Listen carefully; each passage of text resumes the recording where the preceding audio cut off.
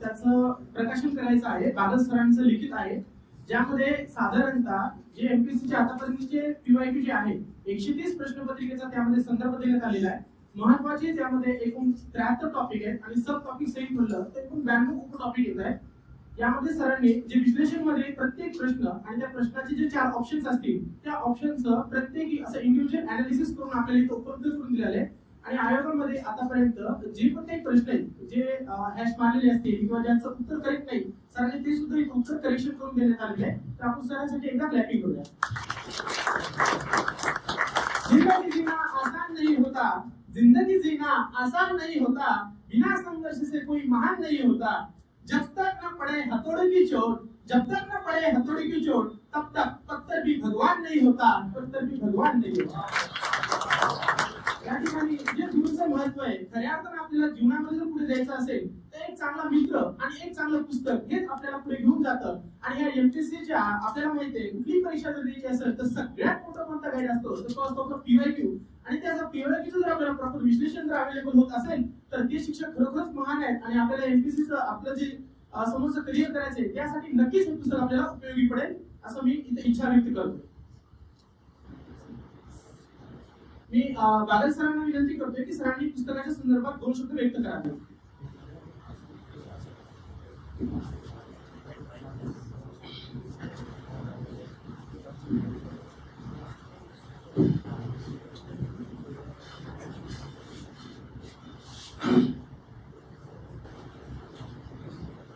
नवीन आता तयारी करत असणाऱ्या आणि मुख्य परीक्षेला पात्र असणाऱ्या सर्वांसाठी हे पुस्तक उपयुक्त ठरणार आहे.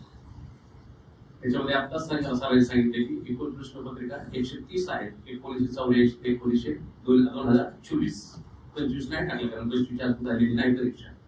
टाकू शकत होतो पण मी टाकलेलं नाही. नैतिकता असते.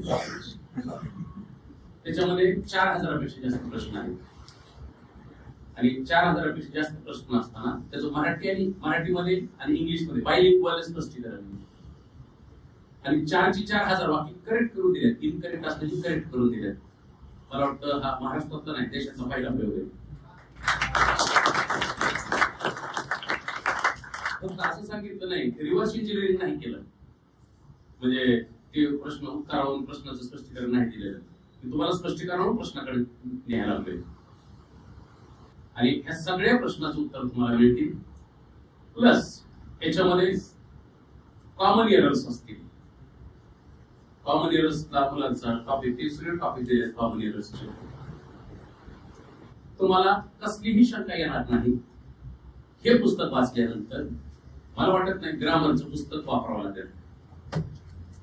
ग्रामरचं पुस्तक वापरायची गरज नाही. नोट्स कुठल्या वापरायची गरज नाही. तर हेच स्पष्टीकरण ह्याच नोट्स आणि हेच ग्रामरचं पुस्तक आहे. ऑल इन वन म्हणायचं. हे वन स्टॉप बुक म्हणायचं. हे वन स्टॉप बुक म्हणजे सगळंच त्यात आलं. तुम्ही मला वाटतंय आज पाटील सरांच्या हस्ते आणि इंजेक्शन सरांच्या हस्ते आपल्या पुस्तकाचं प्रकाशन होते. याचा मला खूप आनंद होतोय.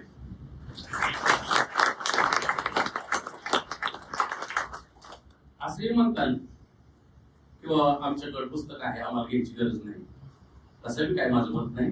फक्त हे पुस्तक एकदा चाळून बघा. ह्या पुस्तकामध्ये काहीतरी नक्कीच नवीन मिळेल.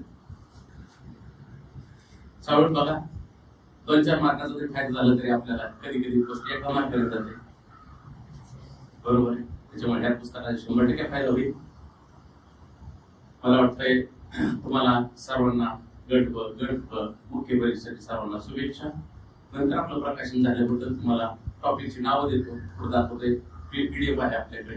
5 मिनिटं नंतर मी बोलणार आहे. तोपर्यंत मी जास्त वेळ घेत नाही. मी थांबतो. धन्यवाद.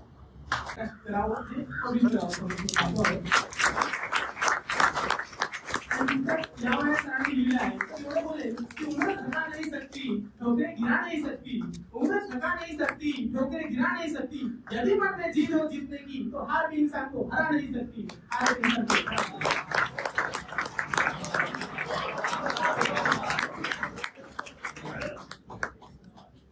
सरांनी तर पुस्तक पब्लिश केलंय. तुम्ही एक वेळेस ओव्हरलुक करा. सर तर क्वेश्चन अनालिसिस आपल्याला सांगतील कशा प्रकारे टॉपिक थोडंफार तर बघा ज्यांना फायदा झाला नक्कीच, कारण मे साठी आपल्याला माहिती सरांनी असं सांगितलं की एकेका मार्कवरून होती जाते, कारण आपल्याकडे पॉईंट 25च्या दरम्यान राहते. तर एक वेळेस तुम्ही वापरून बघा. अनालिसिस मध्ये 4 ऑप्शन्स एक त्याचे उत्तर दिले आहे, ते स्पष्टीकरण आहे.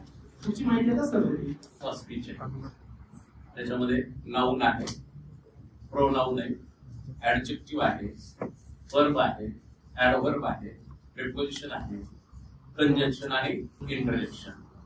हे झाले पार्ट ऑफ स्पीच. फ्रेजेस आहेत, फ्रेजेसवर आहे प्रश्न विचारले जातात. त्यातली नाउन फ्रेज आहे, ऍडजेक्टिव्ह फ्रेज आहे, ऍडव्हर्ब फ्रेज आहे, वर्ब फ्रेज आहे, प्रिपोजिशनल फ्रेज आणि जेनेटिव्ह फ्रेज. याच्यावर आयोगाचे प्रश्न असतात. जेवढे आयोगाला टॉपिक विचारतात, टॉपिक आणि सब टॉपिक, त्या सगळ्या टॉपिक आणि टॉपिकचा ह्याच्यामध्ये स्पष्टीकरण दिलेलं आहे. पुढे पहा, एरर्स आहे, कॉमन एरर्स आहे. बघा कॉमन एरर्स कशावरती पहा. Common errors in the use of nouns, pronounce, पुढे पहा ऍडजेक्टिव्हज, ऍडव्हर्ब्स, चला अजून सांगा, prepositions, conjunctions, verbs, subject verb agreement आणि एम्बिग्युइटीज अँड इंडियनिझम्स. या सर्व टॉपिकवर आयोगाचे प्रश्न आहेत. सर्व म्हणजे कमीत कमी प्रॉपर अनालिसिस झालेलं आहे. प्रॉपर म्हणजे आपल्याला म्हणजे ह्याच्यावरून तुम्हाला ह्या कंटेंट्स वरून कमीत कमी तुमच्या अभ्यासाची दिशा बदलू शकते. दिशा असेल तर काही विषय नाही योग्य, पण नसेल तर दिशा बदलू शकते. कारण मित्रांनो, वेगापेक्षा काय महत्वाची दिशा. Direction is more important than speed. कितीही वेग वाढवला आणि दिशा जर योग्य नसेल तर वेग पकडण्याला वाया जातो. पुढे पहा, एवढं पुढे काय बघा, the same word use at different part of speech. पुढे पहा, याच्यामध्ये माहिती असावं तुम्हाला. पुस्तक घेतलं होतं त्यात काही विषय नाही, फक्त पुस्तकाचे फक्त कंटेंट्स, इंडेक्स काय त्याच्यामध्ये कोणकोणते टॉपिक आहे ते टॉपिक माहिती करून घ्या. सब टॉपिक. द नाउन आहे, पुन्हा जेंडर, द नाउन जेंडर आहे, पुढं द नाउन नंबर आहे, द नाउन केस आहे, ट्रान्झिटिव्ह आणि इंट्रान्झिटिव्ह वर्ब्स आहे, verbs finite non finite verbs आहे. याच्यावर आयोगाचे प्रश्न आहे. इन्फिनिटिव्ह आहे, पुढं जेरंड आहे, पार्टिसिपल आहे आणि टेन्स आहे. टेन्स पुन्हा 2 घटक पडले असतील, sequence of the tenses in the clauses आणि ऍप्लिकेशन ऑफ द टेन्सेस. म्हणजे टेन्स वर प्रश्न विचारले जातात, म्हणजे ऍप्लिकेशन ऑफ टेन्सेस म्हणजे काळाच्या उपयोजनावर प्रश्न विचारले जातात. आणि sequence of the tenses in the clauses म्हणजे सिक्वेन्स असतो काळाचा क्लॉज मध्ये, त्याच्यावर प्रश्न विचारले जातात. टेन्सचा अभ्यास करायचा म्हणजे त्याचा अभ्यास करायचा, त्या स्पष्टीकरण तुम्हाला क्लिअर होऊन जाईल त्याच्यामध्ये. पुढे पहा मित्रांनो, गोइंग टू फॉर्म आहे, गोइंग टू फॉर्मवर आयोगाचे प्रश्न आहेत 23, 22. पुढे पहा, याच्यामध्ये वाईस आहे, पुढे डिग्री आहे, डिरेक्ट अँड इनडायरेक्ट स्पीच आहे आणि इनडायरेक्ट इंट्रॉगेटिव्ह. इंट्रॉगेटिव्ह तर डिरेक्ट इंट्रॉगेटिव्ह असतं. डिरेक्ट इंट्रॉगेटिव्हला प्रत्यक्ष प्रश्न म्हणतात आणि इनडायरेक्ट इंट्रॉगेटिव्हला अप्रत्यक्ष प्रश्न म्हणतात. म्हणजे डिरेक्ट इंट्रॉगेटिव्ह आणि इनडायरेक्ट इंट्रॉगेटिव्ह ह्या 2 घटकावर आयोग प्रश्न विचारते. डबल क्वेश्चन फॉर्मेशन नसतं, क्लिअर करा अगोदर. हे फक्त असतं डायरेक्ट इंट्रॉगेटिव्ह आणि दुसरं इनडायरेक्ट इंट्रॉगेटिव्ह. त्याला मराठीत म्हणतात प्रत्यक्ष प्रश्न आणि अप्रत्यक्ष प्रश्न आहे. पुढे पहा मित्रांनो, क्लॉज आहे. क्लॉजचे 2 प्रकार पडतात, त्याच्यातला मेन क्लॉज आणि दुसरा सबऑर्डिनेट क्लॉज. आणि मेन क्लॉजचे प्रकार पडत नाहीत. मेन क्लॉज कशाला म्हणायचं ते त्याच्यात दिले. क्लॉज म्हणजे उपवाक्य, वाक्य नाही. सेंटेन्स म्हणजे वाक्य आहे. वर्ड म्हणजे शब्द आहे. फ्रेज म्हणजे पदबंध आहे. आणि क्लॉज म्हणजे उपवाक्य आहे आणि सेंटेन्स म्हणजे वाक्य आहे. बरोबर आहे का? असं आहे. पुन्हा क्लॉजचे 2 प्रकार पडतात. पहिला मेन क्लॉज. मेन क्लॉजला मराठीमध्ये मुख्य उपवाक्य म्हणतात आणि सबऑर्डिनेट क्लॉजला गौण उपवाक्य म्हणतात. आणि त्याचे पुन्हा 3 प्रकार पडतात. नाउन क्लॉज म्हणजे नाम उपवाक्य असतं मराठीमध्ये. ऍडजेक्टिव्ह क्लॉज म्हणजे विशेषण उपवाक्य असते आणि ऍडव्हर्ब क्लॉज म्हणजे क्रियाविशेषण उपवाक्य असते. या 8 डिटेल दिलंय. नाहीतर इथं अजून पुन्हा पेज वाढला असतो. इथं 4 एवढे लाईन गेले असतात. इथं वर लिहिलेलं नाही ते 8 डिटेल दिलेलं आहे. पुढे पहा, वर्ब्स कंडिशनल्स आहेत म्हणजे झिरो कंडिशन असेल, प्रॉबेबल कंडिशन असेल, इम्प्रॉबेबल कंडिशन असेल, कंडिशनल्स, इम्पॉसिबल कंडिशनल्स असतील. ते 4 कंडिशनल्स आहेत. 4. पहिली 0 कंडिशनल्स, दुसरी प्रॉबेबल कंडिशनल्स, इम्प्रॉबेबल कंडिशनल्स आणि इम्पॉसिबल. तर डिटेल ह्याचं सर्वात दिलंय. पुढे इफ नॉट काय, अनलेस आहे. पुढे kinds of sentences according to their meaning and word order आहे. Kinds of sentence according to their meaning and word order नुसार वाक्याचे 4 प्रकार पडतात. असर्टिव्ह सेंटेन्स आहे. पण वेळ आहे का आपली? शिकवत नाही, फक्त सांगतोय. दिशा जाऊ शकते. तसं परवानगी नसली तुम्ही जाऊ शकता, पुस्तक वाचून ठेवा.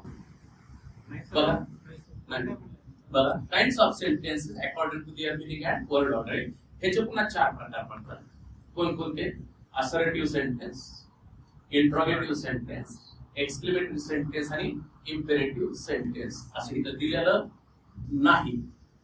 इथं दिलेलं असतं तर अजून कुणाला गेलं असतं. म्हणजे 2 पालवी मला पुरली नसती. पुढे ट्रान्सफॉर्मेशन ऑफ सेंटेन्सेस आहे. ट्रान्सफॉर्मेशन ऑफ सेंटेन्सेस म्हणजे वाक्याचं परिवर्तन असतं. रूपांतर म्हणता येते. वाक्याचं काय असतं? रूपांतर. बघा, एक मिनिट. पहिल्यांदा काय असतं? वर्ड असते. वर्ड म्हणजे काय? शब्द असतो. पुढे काय असतं? सगळा पेज असते. पुढे काय असतो? पदबंध असतो. पुढे काय असते? क्लॉज असतो. आणि पुढे सेंटेन्स असते. म्हणजे सेंटेन्स मध्ये आपल्याला वर्ड आयडेंटिफाय करावं लागतं. सेंटेन्स मध्ये आपल्याला फ्रेज आयडेंटिफाय करावं लागतं. सेंटेन्स मध्ये आपल्याला क्लॉज आयडेंटिफाय करावं लागतं आणि सेंटेन्स ओळखावं लागतं.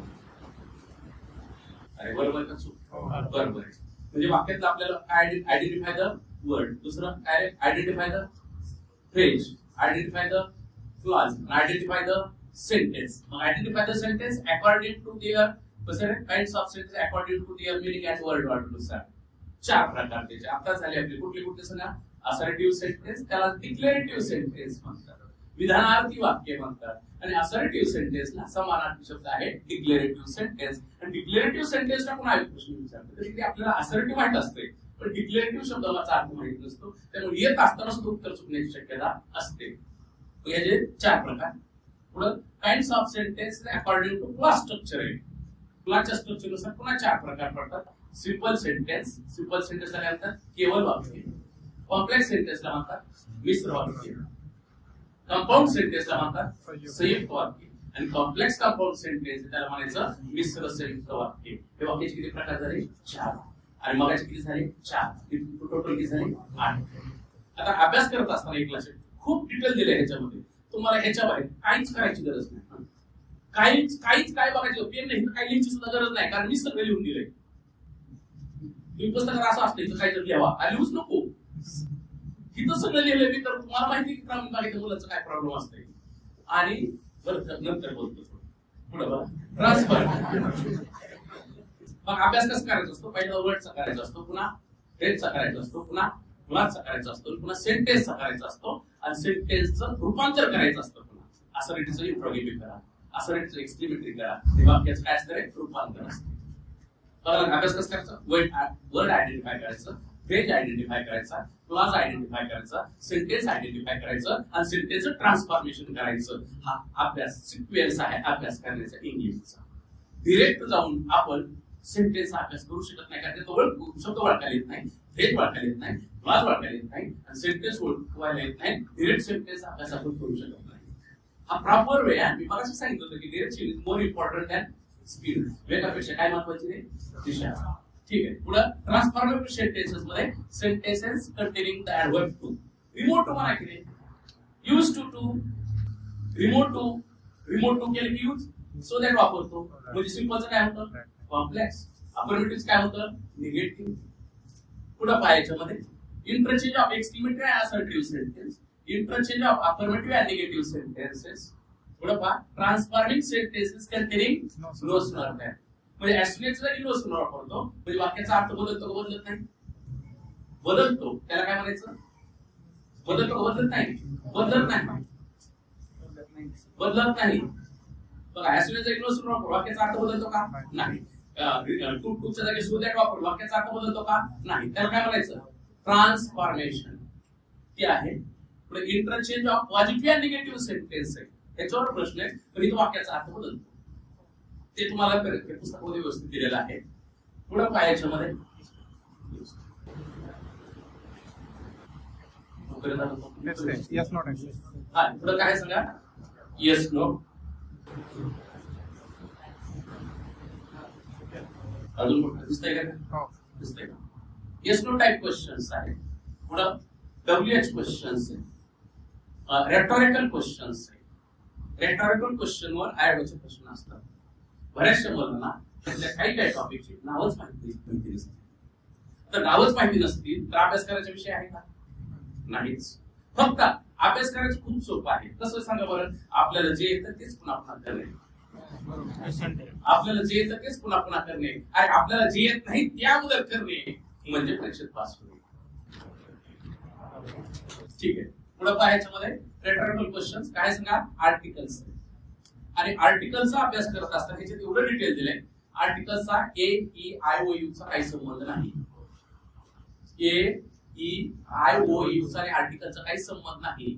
आर्टिकलचा संबंध आहे साऊंडशी. म्हणजे कॉन्सोनंट साऊंड्स आणि वाउअल साऊंड्स. आणि बऱ्याच मुलांचं AEIO आपण पाचवी पासून AEIOU नुसार आर्टिकल वापरत येतो. त्यामुळं आपलं आर्टिकलचा प्रॉब्लेम कधी भेटलेला नाही. त्याच्यावर एक आर्टिकल लिहावं लागेल तरी पण आर्टिकलवरचा प्रॉब्लेम भेटणार नाही. आर्टिकल्स हे खूप डिटेल दिलेला आहे. त्याचा उच्चार असेल दिलेला आहे. उच्चारात त्याचा W साऊंड आहे. त्याचा W साऊंड. W काय आहे. लेटर आहे. मग त्याचा साऊंड कोणता. A लेटर आहे. A लेटरचा साऊंड कोणता आहे असं डिटेल दिलेलं आहे मराठीमध्ये स्पष्टीकरण. याचा तुम्हाला फायदा होऊन जाईल. पुढे पहा मूड आहे. मूड वरती जवळजवळ 70-72 प्रश्न येतात आपल्या दिवसाकडे. त्यात आहे तुमचं इंडिकेटिव्ह मूड असेल, इम्पेरेटिव्ह मूड असेल आणि सब्जेक्टिव्ह मूड असेल. विधानार्थ मराठीमध्ये आहे हे. विधानार्थ आहे, आज्ञार्थ आहे आणि संकेतार्थ आहे. संकेताचे पुन्हा 2 प्रकार पडतात. प्रेझेंट सब्जेक्टिव्ह आणि पुढं पास्ट सब्जेक्टिव्ह. त्या प्रेझेंट सब्जेक्टिव्ह वर किती प्रश्न आले, पास्ट सब्जेक्टिव्ह वर किती प्रश्न आले तेवढे इतकं ins and outs you get from this book. पुढे पाहायच्यामध्ये मूड आहे. सेंटेन्स सिंपल कॉम्प्लेक्स कंपाऊंड आहे. आता सांगितलं होतं. पुढे पहा replace a clause by a phrase. फ्रेजच्या जागी क्लास रिप्लेस करा आणि क्लासच्या जागी फ्रेज रिप्लेस करा. याच्यावर प्रश्न असतात. कारण फ्रेजच्या जागी क्लास रिप्लेस केला की सिंपलचं कॉम्प्लेक्स होत असते आणि क्लासच्या जागी फ्रेज रिप्लेस केली की कॉम्प्लेक्सचं सिंपल होत असते. म्हणजे ही रिप्लेस पण करता आला पाहिजे. एक तर फ्रेज ओळखता आली पाहिजे आणि त्या फ्रेजच्या जागी क्लास रिप्लेस करता आला पाहिजे. हे इतकं असं डिटेल तुम्हाला दिलेलं आहे. पुढे पाहायचं मध्ये डॅंगलिंग पार्टिसिपल. मला काय काय बोलायचे शब्द पण ऐकला नसेल. डॅंगलिंग पार्टिसिपल आहे. आता आपल्याकडे वेळ नाही सांगितलं असं डॅंगलिंग पार्टिसिपल काय. फक्त आपलं पुस्तकाचं प्रकाशन आहे. त्यानिमित्तानं पुस्तकामध्ये काय काय कंटेंट आहे एवढं सांगायचा माझा प्रयत्न आहे. पुढे पाहायच्या मध्ये पंक्च्युएशन अँड कॅपिटल लेटर्स आहे. पुढे पाहायच्या मध्ये मॉडेल ऍक्च्युलरीज आहे. क्वेश्चन टॅग्स आहे. पुढे पहा ऍडिशन्स टू रिमार्क्स आहे. ऍडिशन्स टू रिमार्क्स वर प्रश्न आहे डायव्हर्जन. पुढे पाहायच्या मध्ये सब्जेक्ट ऍट्रिब्यूट आहे. पुढे पहा सुपरफ्लुअस एक्सप्रेशन्स अँड स्लँग वर प्रश्न आहेत. मी सिलेबस सांगतो का. मी शिकवत नाही.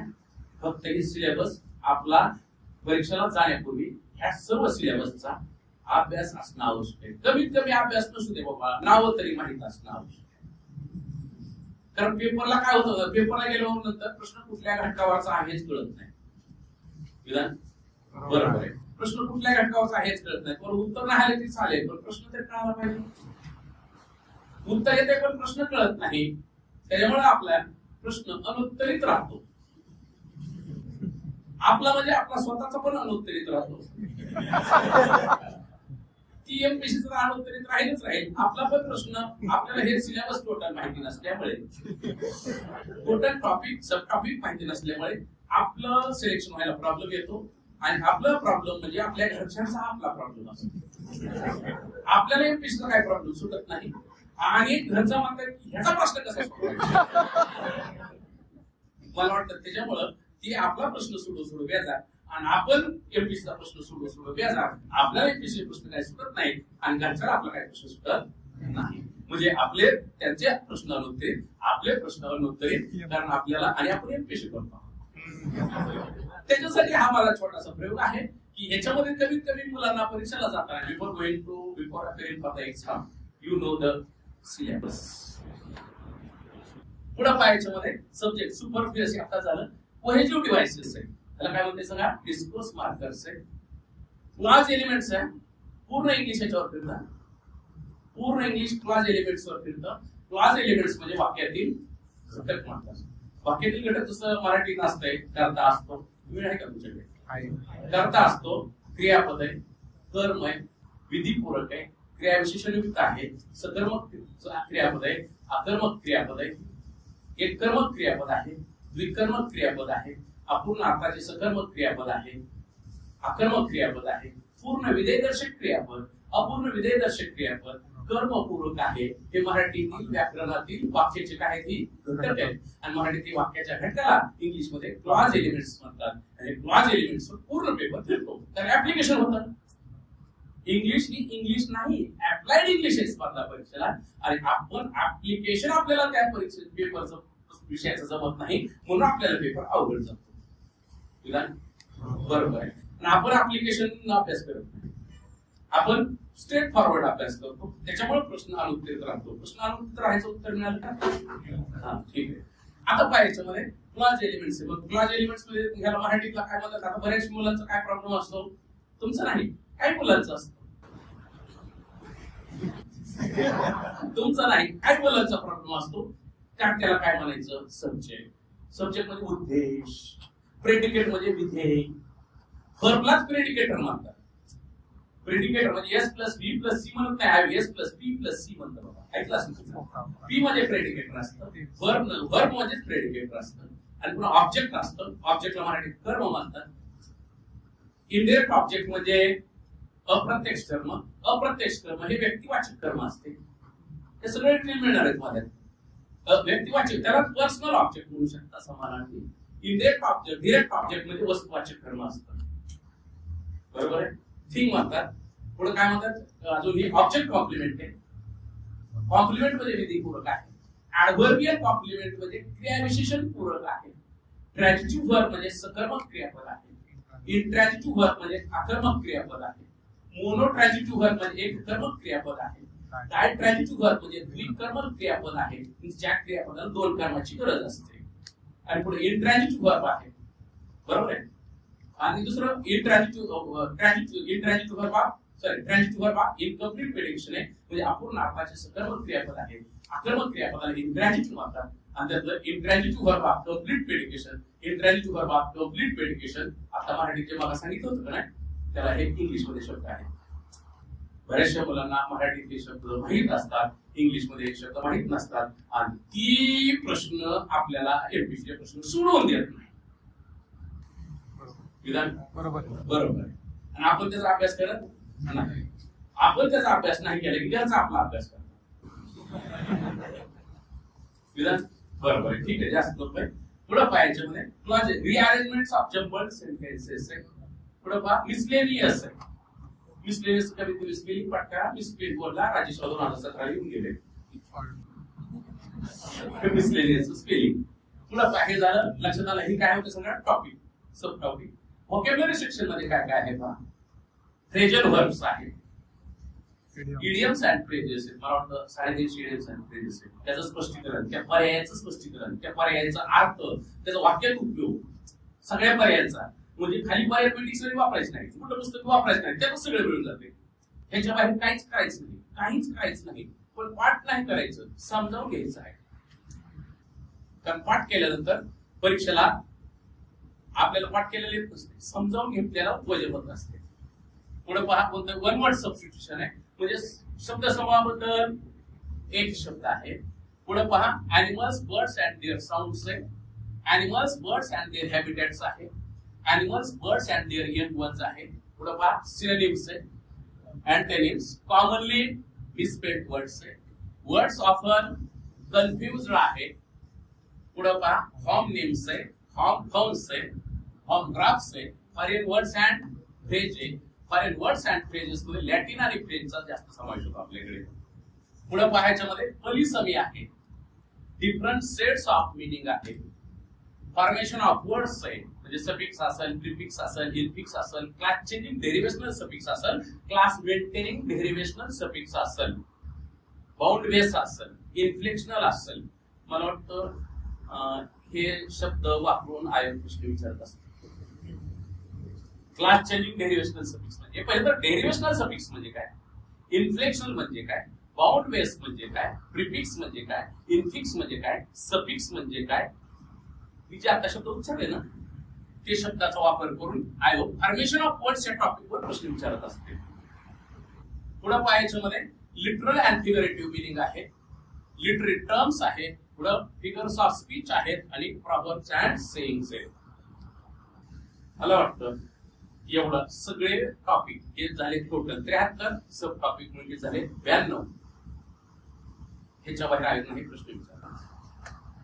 कमीत कमी परीक्षेचा अभ्यास करत असताना अभ्यास करायचा राहू द्या, नंतर बघू, टॉपिकची नावं तरी पाठ करा. विधान बरोबर, कारण ह्या टॉपिकवर आयोग काय करणार आहे, प्रश्न विचारणार आहे.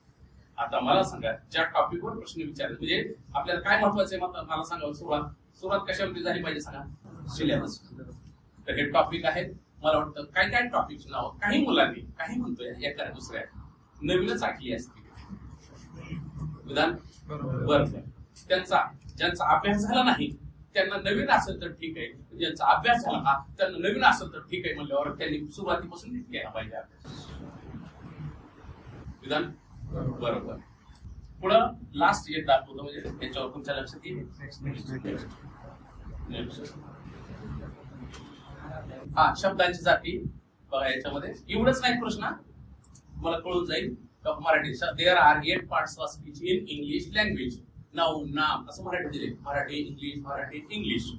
पुढे पाहायच्या मध्ये नेक्स्ट नाउन्स वर प्रश्न आहे बघा. हा प्रश्न मराठी इंग्लिश, मराठी इंग्लिश, बाहेर काहीच करायचं नाही. चारही पर्यायाचं विश्लेषण संपलं. तुम्हाला हे कुठेही शोधायचा प्रयत्न केला तर कुठंच नाही सापडणार स्पष्टीकरण.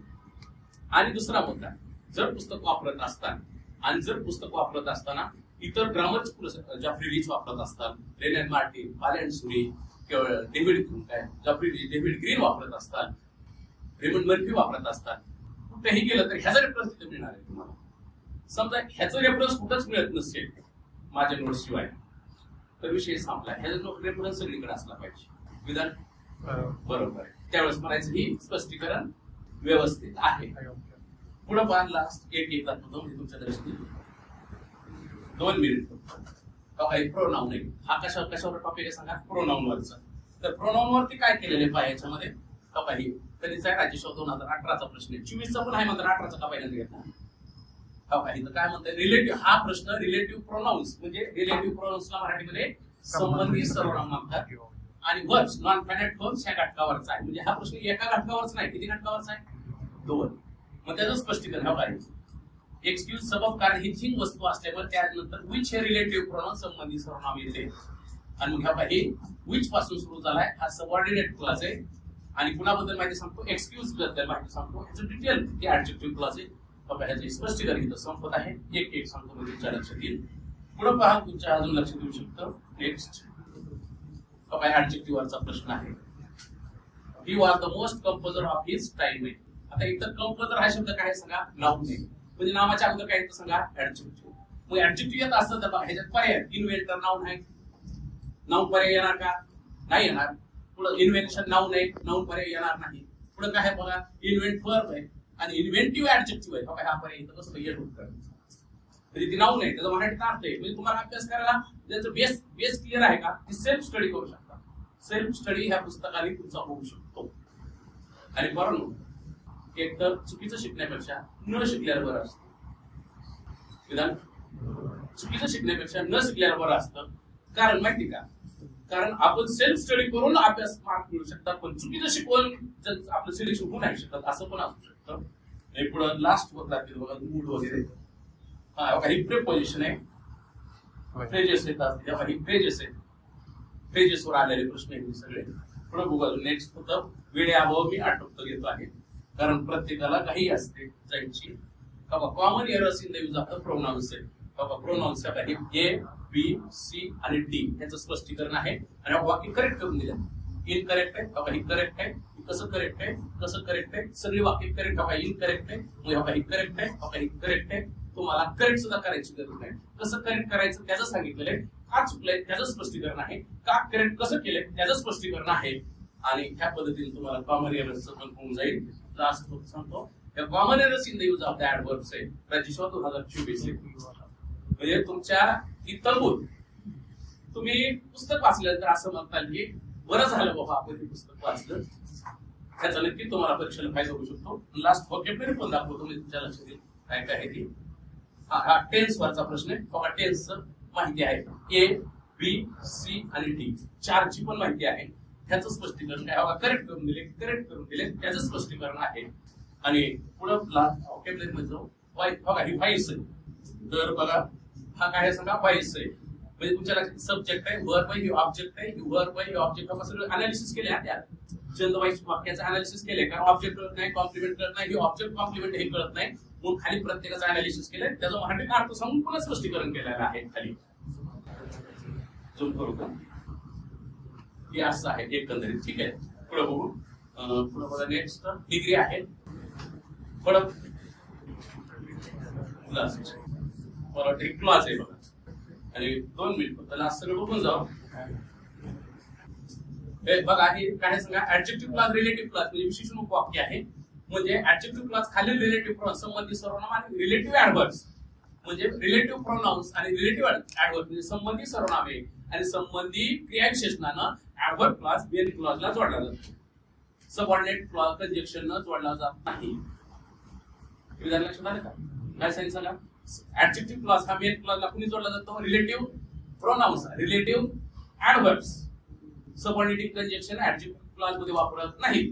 जर तुम्ही चुकीचा असं अभ्यास केला असेल तर करेक्ट करा ही पण गोष्ट. आणि पुढे पाहायच्यामध्ये प्रश्न अंडरलाईन केलेला आहे adverb place of type adverb place स्थानवाचक क्रियाविशेषण वाक्य ते पुन्हाच उत्तर आहे. It answer the question here. त्याच्यात पुन्हा प्रश्न पण बनवून दिला. 2-4 प्रश्न बनव वाक्य कंजक्शन वरून जा, प्रश्नावरून जा. मराठी ही इंग्लिश ही विषय संपला. मला वाटत नाही मला एवढं केलं तर काय करायची गरज पडणार. त्याचं इंग्लिश चांगलं का त्याला क्लास लावायची गरज नाही. लास्ट व्होकॅब्युलरी दाखवतो. मला वाटतं थांबू आपण. पुस्तक मार्केटमध्ये उपलब्ध आहे. तिथं आता जर घेतलं तर सर्वांना 50% जागेवर दिलं जाईल. जर उद्या घ्यायचं असेल तर तुम्हाला 60-70% मिळेल. म्हणजे उलट म्हणजे सवास म्हणजे डिस्काउंट जास्त मिळणार नाही पाहिजे.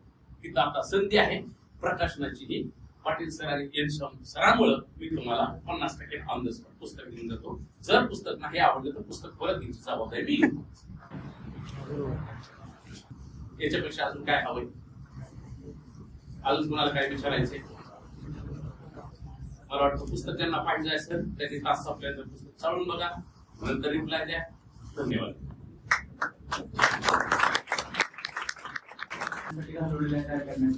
अत्यंत चांगलं पुस्तक बनवलंय. 10 वेळा परीक्षण केलेलं आहे, त्यामुळे चुका सुद्धा या पुस्तकात अजिबात राहिलेल्या नाही. आणि भरपूर संदर्भांचा अभ्यास करून विचार करून त्यांचा अगोदरच इंग्लिश व्याकरण चांगलं आहे आणि सगळा अनुभव सरांनी 10-15 वर्षाचा या पुस्तकामध्ये ओतून हे पुस्तक तयार केलंय. निश्चितपणे तुम्हाला हे मार्गदर्शक ठरेल त्याबद्दल शंका नाही. आणि आज ह्या पुस्तकाचं प्रकाशन करण्याची संधी मला आणि श्याम सरांनी दिली, त्याबद्दल सरांचे मनपूर्वक आभार. त्याचबरोबर मी सर्वांचं आमच्या सरांचं आणि आमच्या सगळ्यांचं ऐकून घेतलं आणि या कार्यक्रमाला उपस्थित दर्शवली त्याबद्दल तुमचे मनपूर्वक आभार. हा कार्यक्रम संपला. आता जाहीर करतो. धन्यवाद.